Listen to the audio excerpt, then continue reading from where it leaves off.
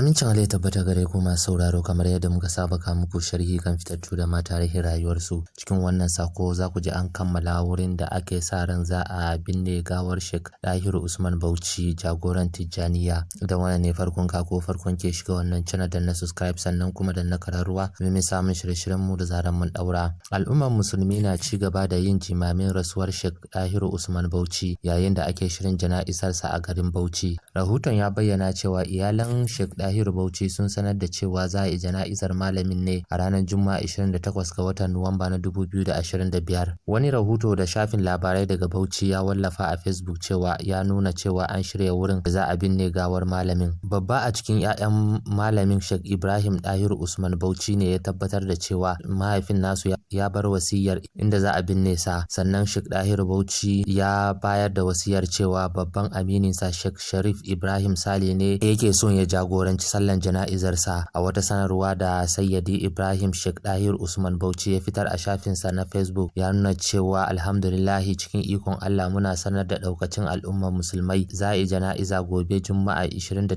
ga watan Nuwamba na 2025 wadda Maulana Sheikh Sharif Ibrahim Sale Maiduguri zai jagoranta bisa wasifcin maulanmu Sheikh Dahiru Usman Bauchi. An kuma tsara kabarin Sheikh Dahiru a gefen masallacinsa da ke gefen babbar kasuwar Bauchi, wajen da ya dade yana saukan Alkur'ani. Haka zalika an ce jana'izarsa za ta kasance bayan sallar Juma'a, sai dai za a iya samu sauyi bisa ga yawan al'umma da za su iya halatta daga Najeriya da ketare. To masu sauraro, kar ku manta ku danna subscribe sannan kuma danna kararruwa domin samun shirye-shiryen mu da zaran mun daura.